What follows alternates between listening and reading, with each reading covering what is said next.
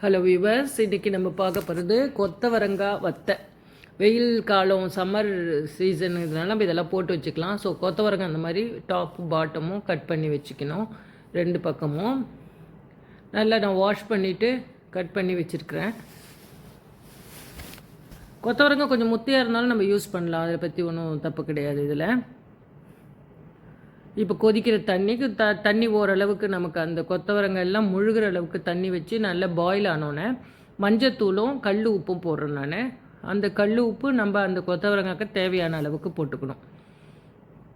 ரொம்ப அதிகமாக போட்டுட்டிங்கன்னா வறுக்கும் போது ரொம்ப உப்பு மாதிரி இருக்கும். அதனால் கம்மியாகவே போடுறது நல்லது. இப்போ அது பாயில் ஆகும்போது இது பாருங்கள், இந்த கொத்தவரங்காய்லாம் எடுத்துகிட்டு நல்லா க்ளீன் பண்ணி வச்சுருக்கேன் இல்லைங்களா, அதை எடுத்து அதில் போட்டுடணும். இப்போ இது ஒரு பாயில் ஆகணும், ரொம்ப குழவாக வேகணும்னு அவசியம் இல்லை. ஒரு நல்ல பாயில் ஆகிட்டு நான் சொல்கிறேன் என்ன பதத்தில் அதை எடுக்கணும்னு சொல்லிவிட்டு. ஸோ காம்பையும் அந்த வாழையும் கட் பண்ணி நம்ம போட்டு எடுத்து வாஷ் பண்ணி வச்சு இது உள்ளே போட்டுட்டோம். இப்போ அது நல்லா பாயில் ஆகுது. ஜஸ்ட் ஒரு நல்லா பாயில் ஆன பிறகு 2 to 3 minutes வச்சா போதும், சீக்கிரம் வெந்துடும். சின்ன சின்ன காய் தானே இந்த காய். இப்போ நம்ம மூடி வச்சுட்டோம். ஒரு 2 minutes கழித்து இதை ஓப்பன் பண்ணி பார்க்கலாம். இந்த காய் கொத்தவரங்காய் ரொம்ப டயபெட்டிக்கு ரொம்ப நல்லது. அதாவது இது சுகர் ரொம்ப கண்ட்ரோல் பண்ணும். இது வீட்டில் நமக்கு செடி இருந்ததுன்னா அந்த பிஞ்சு காயை பறித்து சாப்பிட்டாலே நமக்கு சுகர் கண்ட்ரோல் ஆகும்னு சொல்கிறாங்க. ஸோ இந்த காய் இப்போ வெந்துடுச்சு, நான் எடுத்து போட்டிருக்கேன் பாருங்கள். அது எப்படி பதம் பாருங்கள், அப்படி நசுக்கி பார்த்தோம்னா நல்லா அப்படி நசுங்கி வரும். அதுதான் பதம் அதுக்கு, அவ்வளோதான். இதை நம்ம வெயிலில் இப்போ காய வச்சிடணும். நல்லா தனித்தனியாக வச்சு உலர்த்திடுங்க வெயிலில். ஸோ வெயிலில் வச்சுட்டு நல்லா ஒரு நாள் காயிடும். ஸோ நான் நல்ல வெயில் இல்லையா நம்ம ஊரில், அந்த வெயிலில் வச்சுட்டேன். ஸோ ஒரு நாள் காஞ்சிச்சு. சும்மா லைட்டு அப்படி பரட்டி விட்றேன் மத்தியானத்தில். திரும்பி ஈவினிங்கு நம்ம அதை எடுத்து என்ன பண்ண போகிறோம், என்ன ப்ராசஸ் பண்ண போகிறோன்னு காட்டுறேன். ஸோ இது ஒரு நாளைக்கு காயுது. நல்லா காஞ்சோன்னே அடுத்த நாள் எடுத்து நைட்டு ஈவினிங்கே எடுத்து நான் அதை மோரில் போடுறேன். மோருக்கு பாருங்கள், இந்த தயிரை எடுத்துகிட்டு நல்லா அதை பீட் பண்ணிவிட்டு விஸ்க் வச்சு கூட பீட் பண்ணிக்கலாம். இதுக்கு கொஞ்சம் டைல்யூட்டாக இருக்கணும். மிளகா வத்தலுக்கு நான் சொன்னது மோர் மிளகாக்கு கொஞ்சம் திக்காக இருக்கணும்னு. பட் இதுக்கு கொஞ்சம் தண்ணியாக இருந்தால் போதும். அதனால் கொஞ்சம் தண்ணி ஊற்றி நம்ம இதை கலந்துக்கிறது நல்லது. கொஞ்சம் டைல்யூட்டாக இருக்கிற கண்டிஷனில் நம்ம இதை போட்டு அதில் ஊற வைக்கணும். எப்படி ஊற வைக்கிறதுன்னு காட்டுறேன். இப்போ நீங்கள் தயிரில் உப்பெல்லாம் போடணுன்னு அவசியம் கிடையாது. ஏன்னா நம்ம முதல் இதுலேயே உப்பு போட்டுட்டோம் கொத்தவரங்காயில். அதனால் நான் தண்ணி மட்டும் கொஞ்சம் ஊற்றிக்கிறேன்.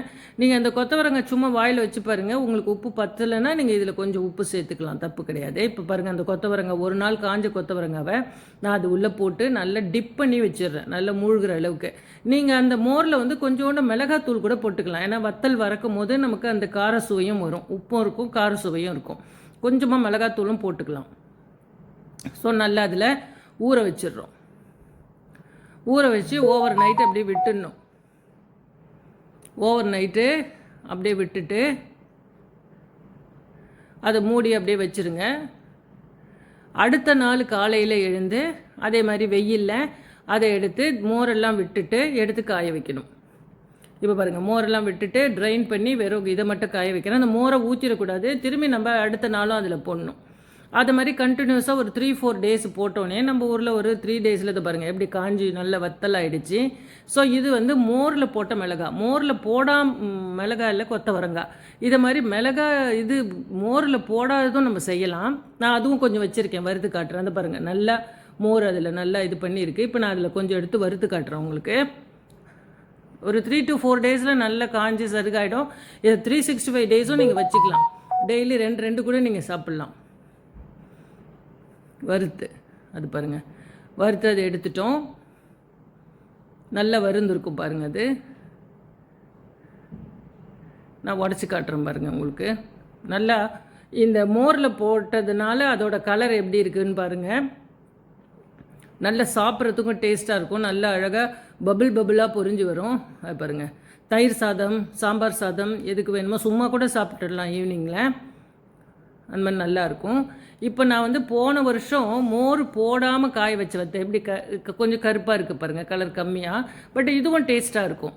இது வரும் உப்பு மட்டும் போட்டு நம்ம காய வச்சோம் இல்லையா, அதை எடுத்து அப்படியே வச்சுக்கிறது மோரில் போடாமல். ஸோ இதையும் நம்ம வறுத்து அதே மாதிரி தயிர் சாதம், சாம்பார் சாதம், ரச சாதத்துக்கு யூஸ் பண்ணலாம். ரெண்டுத்துக்குமே சேம் எஃபெக்ட் தான்.